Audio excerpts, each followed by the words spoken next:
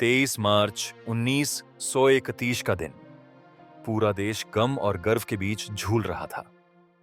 शहीद भगत सिंह, राजगुरु और सुखदेव ने फांसी के फंदे को गले लगाकर इतिहास के पन्नों में अमरता पाई। ये कहानी है एक नौजवान की जिसने अपने जीवन को क्रांति के लिए समर्पित कर दिया।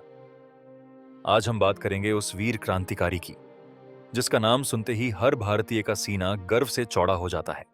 भगत सिंह का जन्म 28 सितंबर 1907 को पंजाब के बंगा गांव में हुआ। उनके परिवार का हर सदस्य आजादी के आंदोलन से जुड़ा हुआ था। जब वे छोटे थे तो उनके आसपास स्वतंत्रता सेनानियों की बातें और कहानियां गूंजती रहती थीं। जल्द ही भगत सिंह के दिल में भी देशभक्ति का जज्बा गहराई से बैठ गया। 1919 जलियांवाला बाग हत्याकांड, हजारों मासूम लोग गोलियों से छलनी कर दिए गए।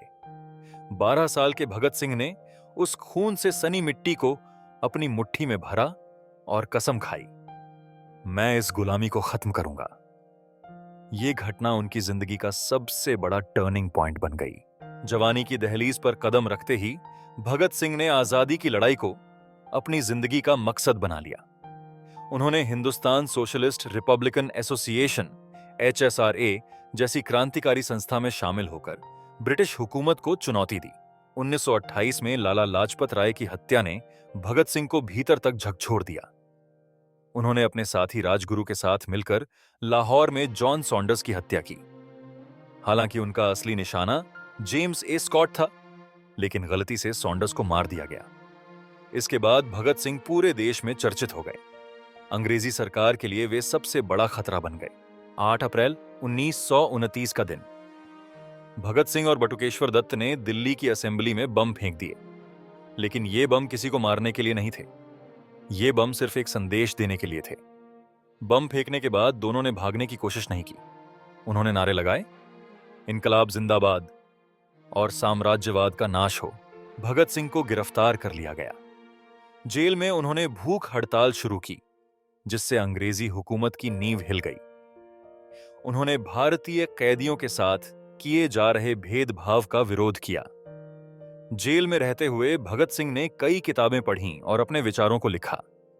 उनकी किताबें आज भी क्रांति की प्रेरणा देती हैं। 23 मार्च 1931 भगत सिंह, राजगुरु और सुखदेव को फांसी पर चढ़ा दिया गया।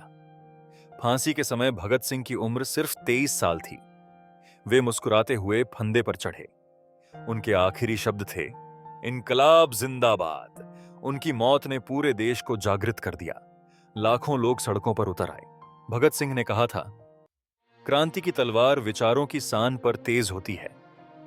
उनकी जिंदगी एक प्रेरणा है, उनकी सोच एक रोशनी है। आज भी उनका नाम हर भारतीय के दिल में अमर है। भगत सिंह अमर रहें। इनकलाब जिंदाबाद।